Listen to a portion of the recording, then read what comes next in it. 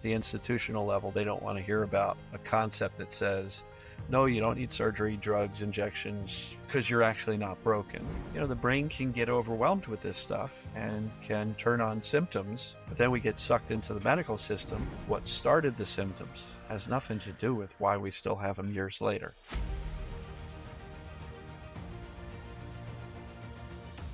Can we start just by you sharing some of how you came into this world and started to realize some of this for yourself? Sure. So, I was in my early 30s and I'm 59 now. So a while ago, what are we talking? At least 24, 25 years ago, I had my first back spasm. I threw my back out, as they say, in society. But it was ridiculous. I mean, I was getting dressed for work, bending over to put on my underwear of all things, and all of a sudden had this major back spasm that just practically dropped me to my knees. And that started like 13 long years worth of back pain and sciatica, anywhere from mild to wild as far as the symptom intensity. But about a year into that journey, I found out about a Dr. John Sarno, who is a doctor who discovered the mind-body concept. He wrote about it extensively in 3 different books, I think in the 90s.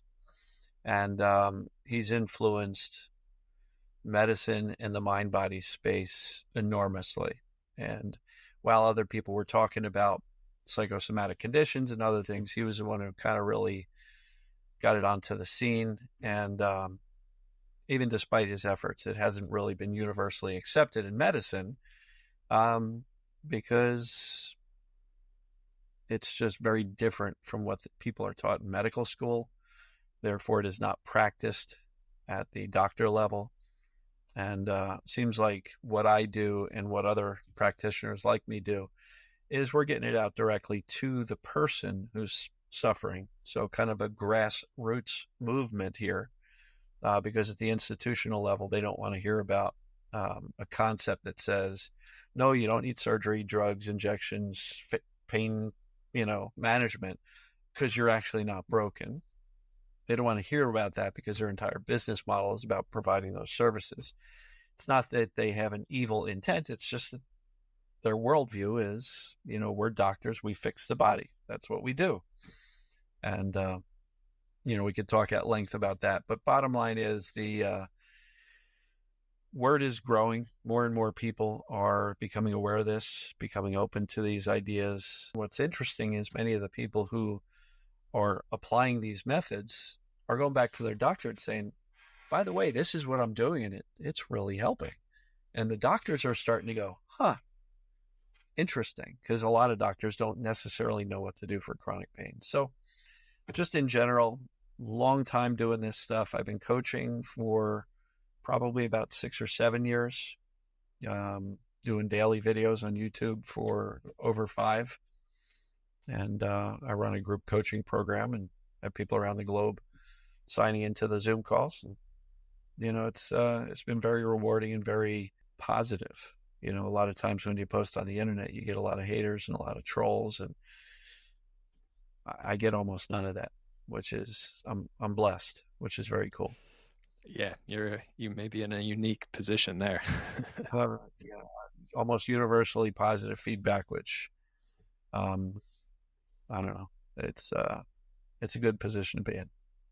Yeah. Well, you really have a calm demeanor about you and a pretty factual demeanor. And that's what I noticed when I came across. So you really have a trust in the principles. Again, I'm not deeply familiar with the work, but just what I saw and why I reached out to you is because I could just tell it's like, all right, this person believes in what they're saying, and they're like, here it is, and you could try it or not. But independently in my own health journey and struggles, I didn't come from chronic pain, but I did come from just chronic symptoms that get sticky and that a lot of people struggle with. And came across this concept. First, it was in just Facebook groups for chronic fatigue. And I'd see these people post that they cured their chronic fatigue, like people who couldn't get out of bed for a year just through like these meditation programs or some mind-based programs. And I'm reading this, I'm just like, how is that possible? Because coming from a more just conventional viewpoint, it's like, oh, you have fatigue that bad, I have fatigue that bad, there's something really wrong with the body. So how could this ever be improved through something with the mind? And then as I kept going on the journey, I had a good practitioner who was a little more attuned to, he was more focused on the role of the nervous system, but it was just enough to open my mind. And I went searching and came across, I think it's called Healing Back Pain, maybe Dr. Sarno's first book, maybe. Well, I was going to say, a role of the nervous system. Well, what's the control center for the nervous system? The brain. So that's, the nervous system isn't just something that's from the neck down. I mean, the brain is the central control center for the nervous system and every system in the body. So, um, regardless of what's going on, the brain is always involved. And I think people on like a surface level can agree with that and have heard that, but it's a totally different thing to internalize it. So when I read Dr. Sarno's book, and I'm reading what he's literally helping people get rid of back pain, like lifelong back pain. They come in with these MRIs that are all messed up, but he had a way of, something like 95% of them. He's like, nah, this is brain nervous system related, and the people are healing this excruciating pain with mind work, with nervous system work. So that also just kind of blew my mind and really got me committed to trying it. But I had different varying levels of success at the beginning. I'd try some, maybe get a little improvement, then fade away. So over the years, I studied a lot of material, and as I came across yours, it was just a little different feel. So it's kind of a long way of saying I'm not actually too surprised you don't get the hate, because you're doing more sharing and not pushing and not convincing, and it's kind of like it's here for you if it lands, and if not, then people probably continue without too much problem with it. How about for you? When you found this idea, you must have been looking for answers, like a lot of people do. Did you not like the first answers you were given, and then what were your steps to implement it and start to see that it actually worked for you? I mean, I was early 30s, went the typical gamut, went to my general practitioner. He's like, well, try these muscle relaxers. Doesn't seem like anything significant happened. It was no traumatic accident, no car accident, no fall, anything like that. It was so, go relax, take these muscle relaxants. That didn't help. A few days later, the pain kept getting worse and worse. So I went to a chiropractor, and while my back was in full spasm, the chiropractor decided that would be a really good time to lay me on the table and twist me, try to crack me loose. And, I could barely get in the car to go home after that. And so, I had the full gamut of some medical type of treatments. I didn't believe I was broken, so I didn't, I got an x-ray from the chiropractor, ordered that, and some mild degeneration, nothing significant. So I didn't pursue an MRI. I didn't look at everything else. Young 30s. I didn't play a lot of sports, didn't have a lot of reason to believe that my body was messed up. So I dealt with it. And after a couple months, it kind of went away, but then it would come back, and then it would kind of settle down again. Then it would come back. About a year in, approximately, I heard about this Dr. John Sarno, gentleman you mentioned, who I mentioned earlier. He was actually mentioned by Howard Stern, the radio DJ in New York. That was back when FM radio was still a thing. And so I was driving to work one day and hearing Howard talking about how this Dr. Sarno was a practice in New York City, kind of saved his life and helped Howard with his back pain. So I was like, well, let me check this out. So the bookstore, bought the books that were available, Healing Back Pain, the Mind Body Prescription, kind of, dove in at that point and got better pretty quickly. But then the symptoms would come back. My back would hurt again. And then it would go away, and then it would come back. And then I'd get more and more frustrated because I'm like, but I know what's going on. How come it keeps coming back? I didn't believe I was broken. So from that point forward, I didn't really pursue medical interventions. I didn't do the injections, or I did some chiropractic because looking for some type of relief. Did physical therapy. Did a lot of stretching on my own. But I didn't really dive into the deep, go see a surgeon and see if they can cut me open and fix me, right? I never got into that world because I was pretty well convinced by Dr. Sarno that I was okay. The problem was, I had books And Dr. Sarno's books are really good at explaining what's going on, but there's very little how to get out of it, how to essentially resolve the symptoms or pains.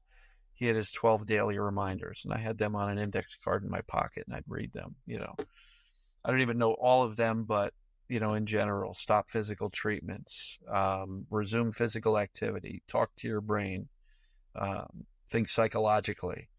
I'm like, well, I'm doing some of that stuff, but still not working. Maybe I'm doing it wrong. So I pretty much made every mistake possible in trying to fix myself with certain approaches, when in fact, the core belief is I wasn't broken. My brain just thought I was. Took me, from the time I found out about Sarno, it took me another 12 years before I ended my pain. And if you had asked me at that time, well, Dan, what exactly did you do? Well, I don't know. I didn't really know. I couldn't pinpoint it. In hindsight, I kind of realized that many of the things that I'm teaching today kind of accidentally came together after 12 years of trial and error with the mind body stuff. I'd learn a little bit from them, a little bit from them, apply it, get some success. It would come back, it would wax and wane and go up and down. And lots of times during that, I'd be like, just deal with it, live with it, stop trying, but always come back to it. And yeah, somehow accidentally I got it figured out. And this time the pain stayed away. And so that was about 14 years ago, and I've got no chronic pain or chronic symptoms since.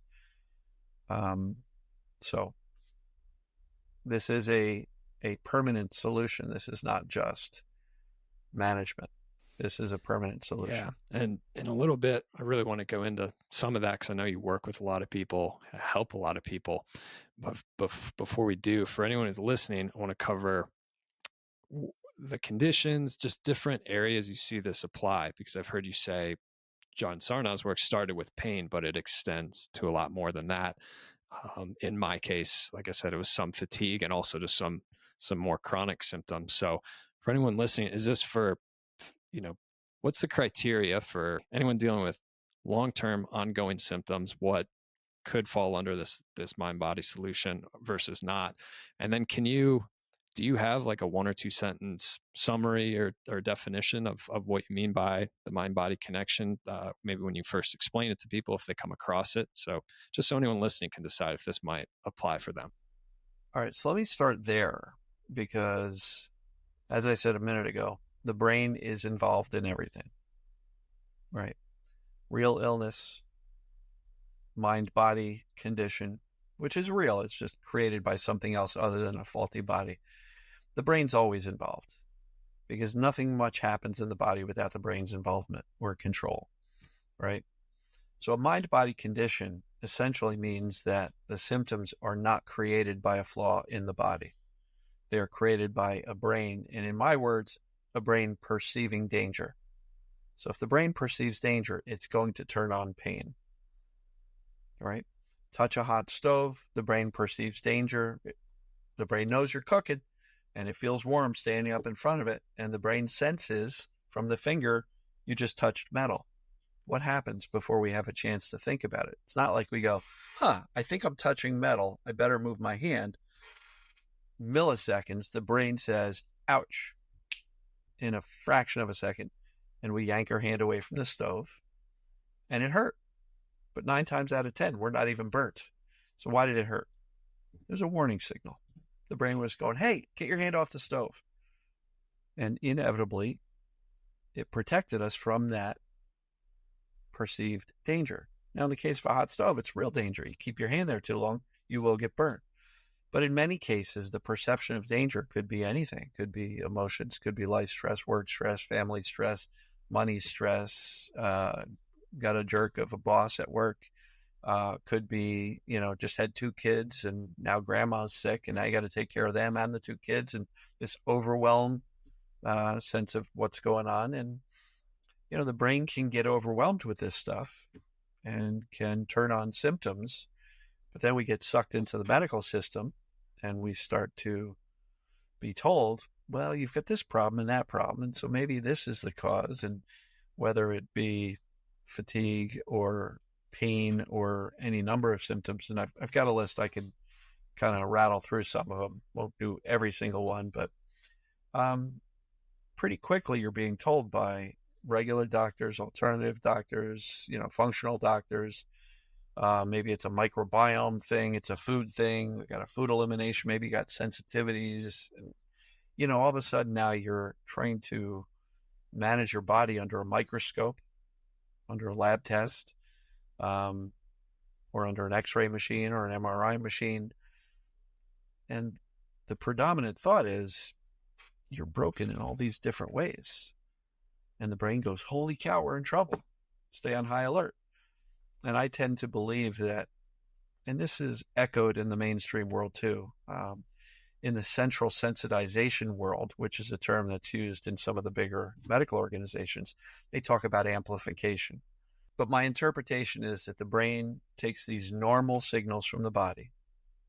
You open your hand, you sense that, you can feel it, but the brain may, because it's hypervigilant, interpret that amplified signal as dangerous and therefore turn on a symptom like pain. And with fear and attention, the brain can decide we have a problem and keep the symptom going, right? I think the two fuel sources for something turning chronic or persistent is fear and attention.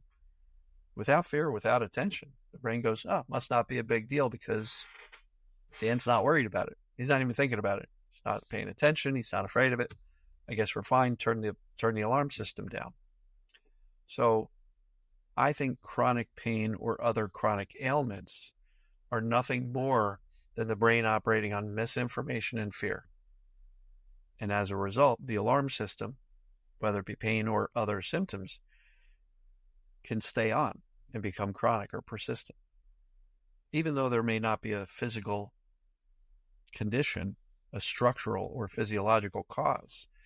And that goes for a wide variety of symptoms. So you're saying like a brain that's in fear or high alert can translate something like stress into severe back pain.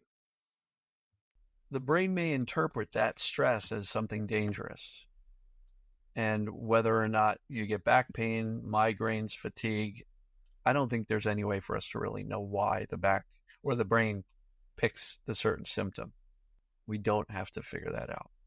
We also don't have to figure out what specifically the brain is perceiving as dangerous. Now, in Dr. Sarno's world, he talked about emotions, repressed emotions, primarily anger and rage, as the cause of the brain turning on a symptom.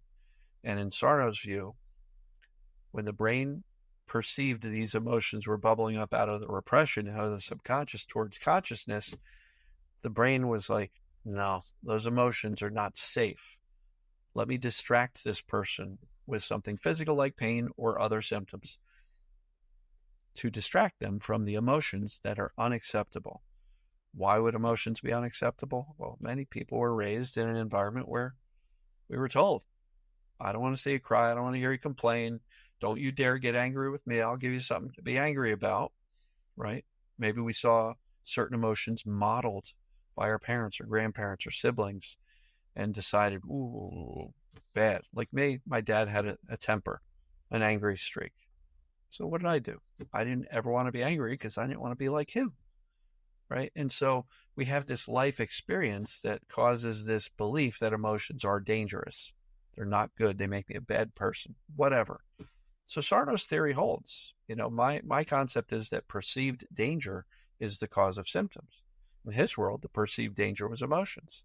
In my world, it expands to 15 other things. I mean, there's so many different examples of what the brain may interpret as dangerous. So I agree with Sarno.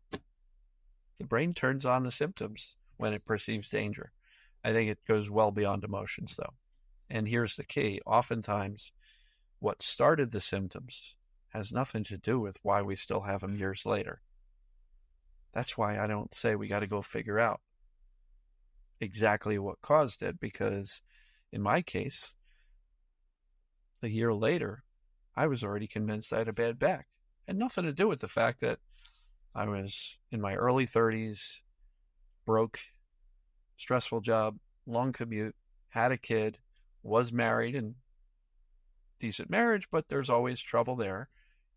Didn't own a house, talking about another kid. And I'm sitting here going, how did I get here?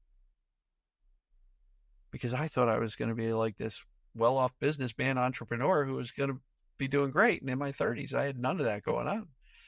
That was angering. I was like, this isn't what I signed up for. How did this happen?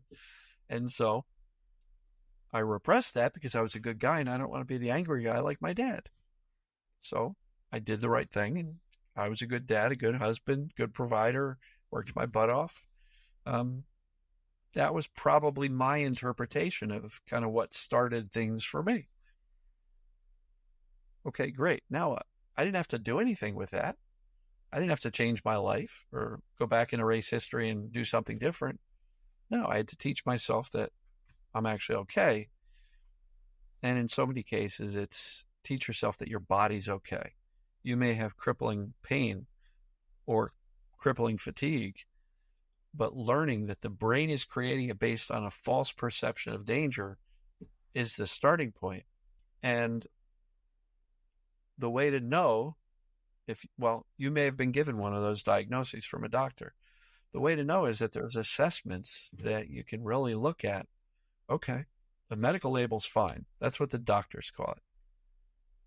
But what's the proof that this bulging disc, whatever? Now, a lot of people would say their first thought would be, well, the bulging disc is the proof, the x-ray, the MRI.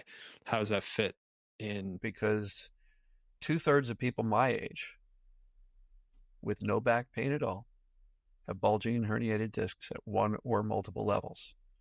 And they've done studies. They've done MRIs on 100 people with no back pain, and they find bulging and herniated discs on 2/3 of them. So how is it possible that that's the cause of the pain if 2/3 of the people walking around with no pain at all have the same physical structure as the guy with pain? And they'll be like, well, maybe my pain is caused by the disc, but theirs isn't. And there's enough evidence out there. There's enough studies.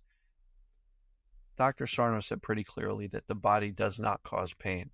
One of the studies that was put out there, I don't have the exact citation for it, but they did x-rays on a whole bunch of people and they separated them into two stacks. One, people with back pain, people with no back pain. Then they gave them to a bunch of doctors and radiologists and says, which stack are the people with the pain? They couldn't tell the difference because all the x-rays generally looked the same. There was no discernible difference in the x-rays for the people with pain versus the ones without the pain, which is more evidence that what you see on the x-ray is not proof. Could it be an indicator? Possibly. But determining how the symptoms behave is way more important than what the imaging study says or what the doctor says or the diagnosis you're given. Can we go into that? What does it mean, how the symptoms behave? It really opens your mind, right? Because many people, you give them an MRI with a bulging disc, and they'd immediately be like, "Oh, it's pain." I'm to use what the opposite of what you said. I'm broken, or I got this problem, and it's going to be hard and difficult. And you're saying, actually, it's quite the opposite. Actually, it's you can't discern it from that. Some people have it, some people don't. Some people have pain or not. It really opens your mind. And this is what I experienced a little bit in those first groups when I see people who are no longer bedbound and it didn't have anything to do with some of these diagnoses or these things that I thought were big problems. So this is why this topic is fascinating and can, for some people, really give them a way out. Because imagine if you go chasing I keep using this example, but the bulging disc on the x-ray, and it's a mind-body thing, you'll never get out. You'll just keep it. Well, yeah, and I've talked to plenty of people who have had 1, 2, 5, 7 surgeries. Well, if it was truly a physical structural thing, then why wouldn't the surgery work, right? So one of the biggest hurdles people have is letting go of the fact that says, but I see it on the MRI. I see it on the x-ray. My doctor told me that my arthritis is really bad and it's going to just keep getting worse. And I'm currently working on trying to persuade a gentleman who's 52 years old, who's convinced his arthritis is out of control, and he's got pain all over the place. And he's like, but it's on my x-rays, it's on my MRIs. And I said, yeah, but there's a term called normal abnormalities. Dr. Sarno introduced that concept years ago. 2/3 of the people my age with no back pain have normal abnormalities, bulges and herniations. Normal aging is not supposed to hurt. It's just not supposed to hurt. Another anecdotal story I've got is that I've got an 87-year-old mother who lives in a assisted living facility with a bunch of 80 and 90-year-olds. And I ask her pretty often, I'll say, Ma, how many people around here are complaining about chronic pain? She's like, no, they're complaining that their kids are not visiting enough. Okay, so these 90-year-olds who are probably riddled with arthritis are not walking around complaining about chronic pain, right? But yet, a 50-year-old who has pain caused by a perception of danger is believing every single word of what they said, they meaning the doctors. The doctors told me this, the doctors told me that. And I'm like, yeah, I understand that. But when you do the assessment, your brain's creating the pain. How do we know that? Because it's not consistent. So if you will, I'll shoot through a couple of these examples. And I want to highlight 2 points you made that were really important for me, at least, in wrapping my head around this. And the first one is that perceived danger, because also people, especially people in a little more in my world, more sensitive, chronically ill people, a sore point with them is being told, oh, it's all in your head, and field doctors don't listen to them. So I want to distinguish that with the perceived danger, which is like, you're actually feeling the pain or the fatigue or some very real physical symptoms, but they're because the brain is firing off. Yeah, the pain is real. The pain is real. The symptoms are real. They're just not caused by a flaw in the body, right? And that's why I keep on reiterating the brain's involved in everything. Everything. Even a legitimate thing like, food poisoning. Your brain's still involved. Your brain is the one that's going to break into a sweat, pass out, empty the bowels, empty out the stomach, right? The brain's involved in controlling all of that stuff to optimize for survival because you got some bad food in your stomach. But the brain's doing all that, right? The stomach doesn't operate on its own. I mean, I guess it does to a certain extent, but even things like digestion, when you're massively stressed out, digestion is suppressed. Why? Because when you're massively stressed out, you're in the fight or flight, which is it's a survival mode. The brain's optimizing for survival. So your eyes dilate, breathing quickens, heart rate goes up, your blood pressure goes up to get all of this oxygenated blood into your arms and legs so you can fight or flee, run like crazy to get away from the bear in the woods. You know what you don't need to do at that moment? Digest lunch or fight the common cold. So digestion and immunity are suppressed. Okay. And then we stress out about a digestive system that's caused by stress, or pouring gasoline on a fire and wondering why our digestion's not coming back to normal. Same thing with immunity. People go through a really heavy, stressful time, and all of a sudden it's like, I got allergies now. Why do I have allergies, right? Their immune system's suppressed. So there's a key, normal allergens are reacted to much more, I guess, vigorously by an immune system that's suppressed and not operating as well. And so it's all connected. We were talking earlier about the various conditions, and I did mention 2 mental health conditions, anxiety and depression. Well, even OCD. What creates that? The brain perceiving danger. Anxiety is driven by fear. It's the thoughts, it's the adrenaline, the cortisol, it's that anxious state. It's another symptom of a brain perceiving danger. It's no different than back pain in its origin, which is a brain that's on high alert perceiving danger. It manifests as anxiety. Unfortunately, some people with other symptoms also have anxiety. And even depression is this belief that I've got this deep sadness and no hope. That's my view on depression. You find some hope. Yeah, you're still sad, but you're not depressed anymore, if that makes sense. Hopelessness is what causes depression to linger for years or decades. And I don't know, I still think that the core concept of if perceived danger is the core problem, the core solution is teaching your brain that you're okay. Hey, it's all right. False alarm. Shh. There's no fire in the kitchen. You can turn off the smoke detector, right? There's no fire in the body. It's a false alarm based on misinformation and fear, which is oftentimes fueled by our own thinking, or fueled by doctors, or fueled by the internet, Google searches, or fueled by, you know, chronic symptom support groups online that are well-meaning, but they're full of terrified people sharing their terror. And that's very prevalent in a lot of spaces health-wise. The Reddit groups and the Facebook groups, and these people who believe I've got an incurable disease, and I'm going to tell everybody who comes into that group that, hey, we're all incurable. Terrifying, right? But at the core, we can assess our own symptoms and determine, am I really sick? Am I really broken? Or is my brain just perceiving danger and turning on the symptoms?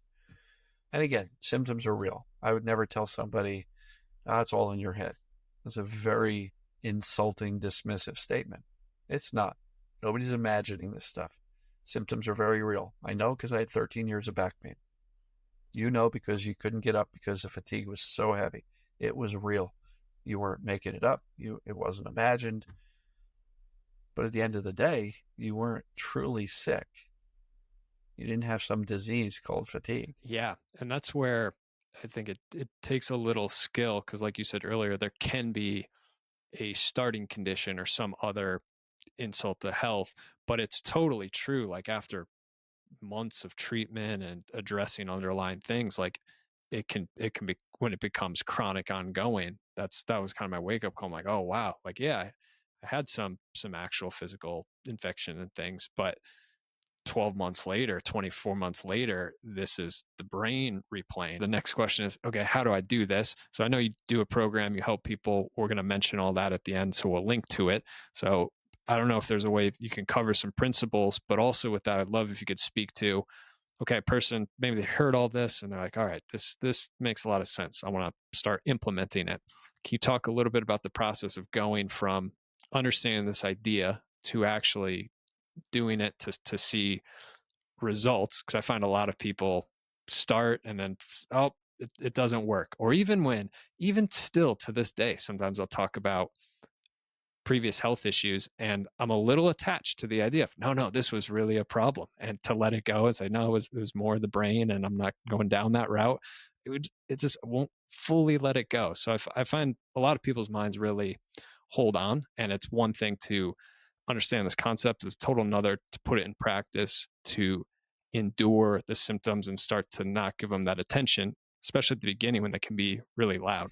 Yeah, and disturbing because you're not certain as to what's causing them. So, I have what I call a foundational four, which are like, before you're going to make any progress, these four things really need to be in place.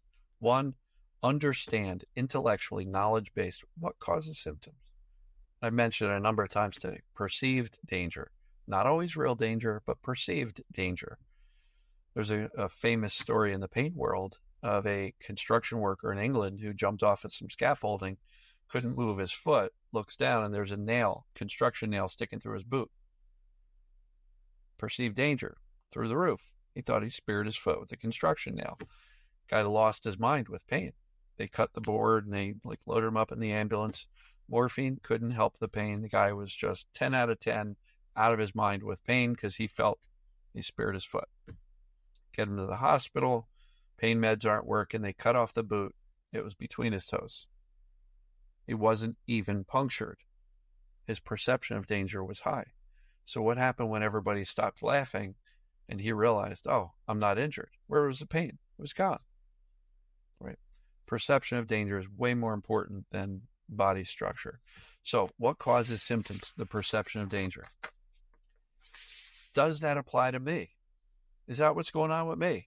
Well, we just went through some of the questions, and there is a way to very accurately, as backed by clinical medicine, and these doctors have been practicing this way for decades and assessing, this doesn't make sense physiologically, structurally.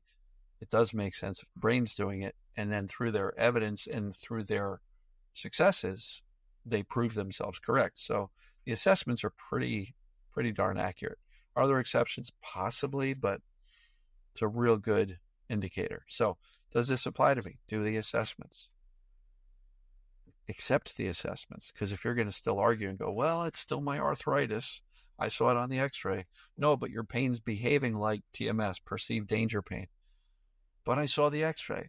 I understand that. But if you want to get better, start calling what you see on the x-ray is normal aging. Aging doesn't hurt. We got, 85-year-olds running marathons, and other ridiculously amazing feats. So what causes symptoms? Perceived danger. Does it apply to me? Do the assessments. Is there a solution? Yes, there's success stories all over the internet. People getting better by teaching their brains something different.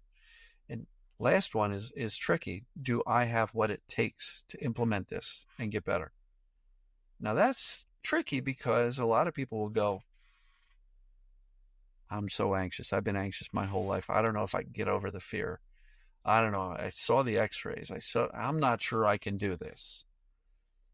My answer to that is every person who got better before you is a human being just like you. They were equally scared and uncertain and doubtful as to whether they could do this. They did anyway, so you can too. But foundationally, what causes symptoms? Does it apply to me? Is there a solution? And can I do it? Let's lay that foundation. And if somebody's like really struggling, Dan, I'm doing all this stuff, it's not working. Okay. Do you know what causes symptoms? Does that apply to you? Have you accepted the fact that your body is actually not the cause? Because without that, how are you going to teach your brain to turn off the pain if it thinks you got a bad back? Right. Right. So you can keep coming back to this foundation to be like, all right, yeah, I know my mind's running, I'm getting anxious, I feel pain, but here's the foundation. I answered yes to all these or agree with them. And yeah, I mean, it's important, because if you truly don't know the symptoms cause, you might be thinking my fatigue is basically due to my microbiome in my gut and my whatever else they talk about in the CFS communities. Oh, it must be deficient on these 14 supplements that my functional doctor wants me to take every day. Right? How come you didn't have fatigue before, but now you need all these supplements? And I'm not saying supplements have no value whatsoever, but I don't know too many people who come to me in my world and go, yeah, I had this problem and supplements were my answer. Not to diss that community. There are probably some valid uses for them. But solving chronic ailments, food elimination diets, another thing. How many people do you know who went into food elimination diets and had any benefit other than losing 30 pounds that they didn't need to lose? Right? And now they're afraid of every food except for chicken, rice, and water. Right?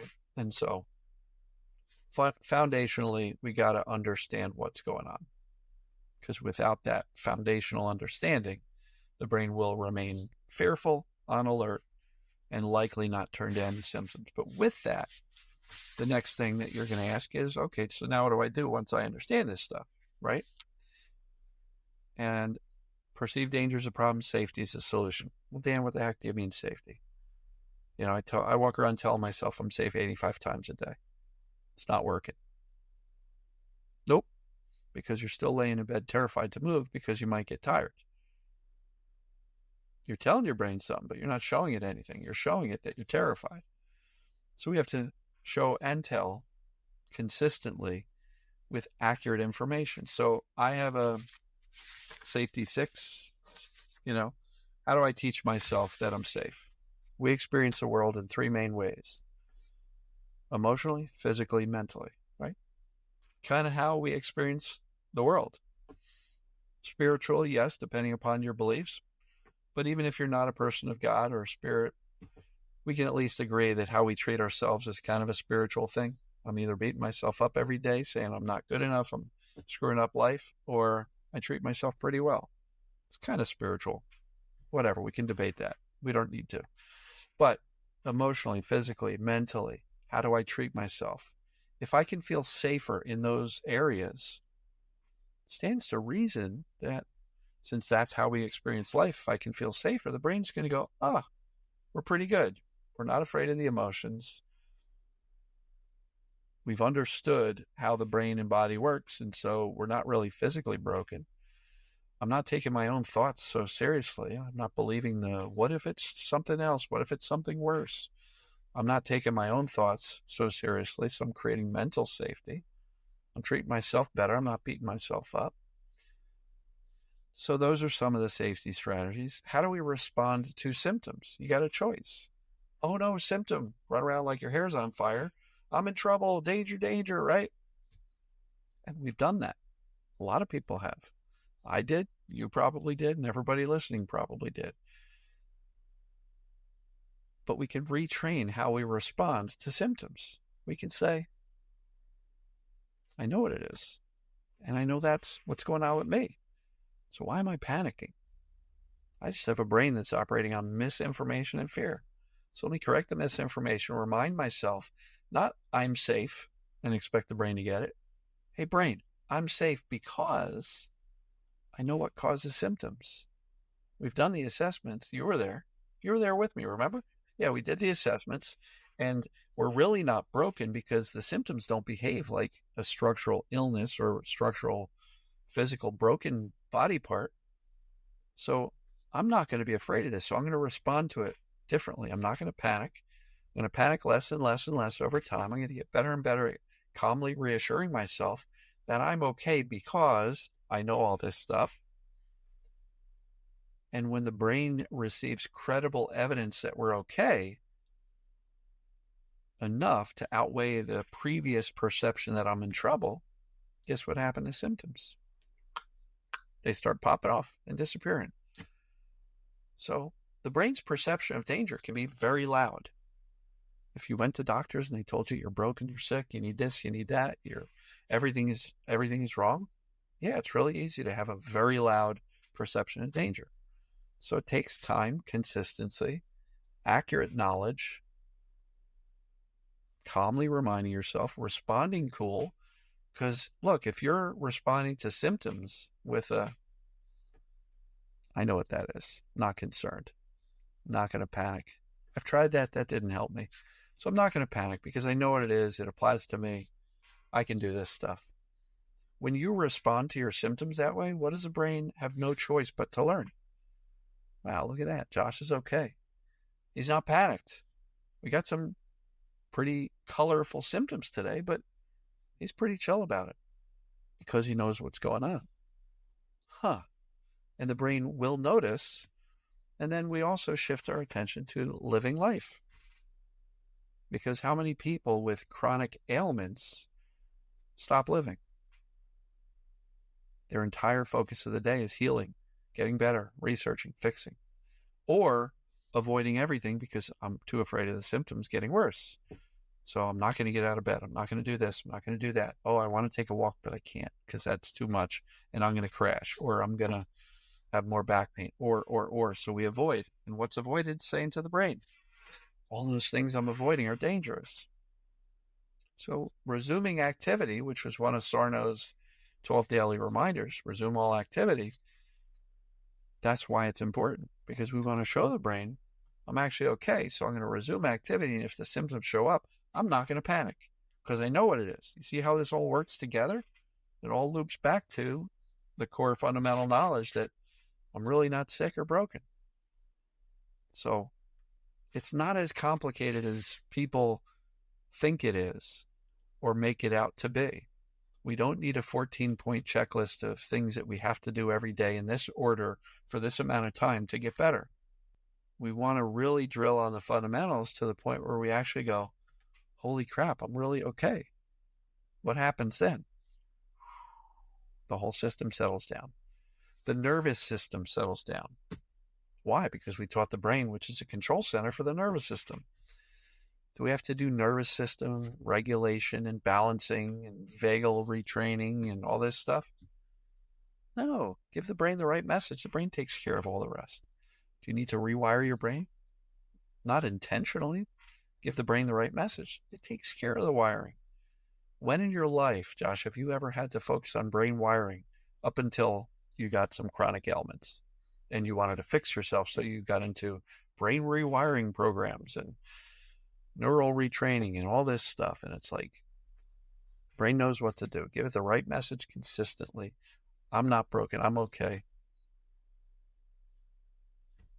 Takes care of itself. And all of this stuff that I teach is really can be wrapped up as mindset. It's a mindset that says, I'm really not broken. I don't need to be afraid of this. I don't need to fix all day. Um, Emotions are part of normal life. I don't have to believe my own thoughts, but the mindset is just the core mindset of, I'm all right. And therefore I can be indifferent to the symptoms. Mindset of indifference is very powerful, because when your brain is paying attention and you've got a high symptom day, it's going to notice how you're responding. And if your response is, yeah, I know what it is, don't care if I have symptoms today, your brain's going to go, wow, that's a great mindset. And so mindset is like the glue that holds all these safety strategies together. But at the end of the day, you're not broken. There's nothing to fix. And the analogy I like to joke around with is, how much time would you spend in the garage rebuilding the engine on your brand new car that's working perfectly? You wouldn't. So why are we spending 18 hours a day thinking about and trying to fix our chronic symptoms, which are, once you understand it and have done the assessments, which are false alarms created by a brain that's just hyper aware and vigilant and perceiving danger where it doesn't exist. That's a good point, because it's almost like your brain's working so well that it's doing that, and then you just need to redirect it. So it's creating these symptoms of, the because it's powerful. A lot of people will say, but now I'm scared of my brain. Why is my brain doing this to me? It's not. It's just operating on bad data. It's your job to correct the data so your brain stops doing this as a false alarm, right? And your brain's, yeah, your brain is working too well. It's doing its job. Safety and survival is the primary role of the brain, period. Since the moment you were conceived and grown brain cells till the moment you eventually pass, hopefully at a ripe old age of 120, the brain is doing a primary job of safety and survival. And it's operating on the information it has. So if it's getting bad information that says you've got this incurable disease and your MRI is this and your doctor's telling you, get used to it, it's only going to get worse. And yeah, we can do surgery, but only 50% chance of success with that. But then we may have to go in and do other, like fear, it's stacking on top of it. Your brain and nervous system is working flawlessly. It's just operating on misinformation and fear, period. And it's amplifying everything. And it's our job to feed it the right information consistently, respond calmly to all of this, almost disinterested, like, I don't need to worry about this. And when the brain notices that you're not up in arms about this stuff anymore, the brain will take care of the rest and start to settle it down and start to turn down the amplification of normal bodily sensations. The gut will return to balance. The immune system will start to get a little bit more robust because you're not completely stressed out all the time. So it's not as complicated as people think it is. It starts with the core belief that, holy crap, I'm not really broken in the first place. So why am I doing 42 different things a day to fix myself? Right? Yeah. You're No, I mean, laughing. it's completely true. You're laughing because you know all the things that you used to think about and try to do and worry about, and what's the next healing protocol for me to get better? Yeah, exactly. And I like the simplicity that you're laying out. And I think it's a crucial for a successful program, because especially nowadays with social media, you just get fed all these different, a lot of times well-meaning information. But to your point, you stack up 50 things and then that becomes a stress source. It's not going to build health. So getting simplicity and this foundation to come back to, I think is very powerful.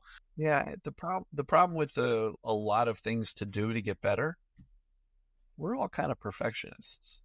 Maybe that's how we got here, is we're always high achievers, do-gooders, people pleasers, perfectionists. And now we think there's a perfect way that I need to do this mind body work to heal.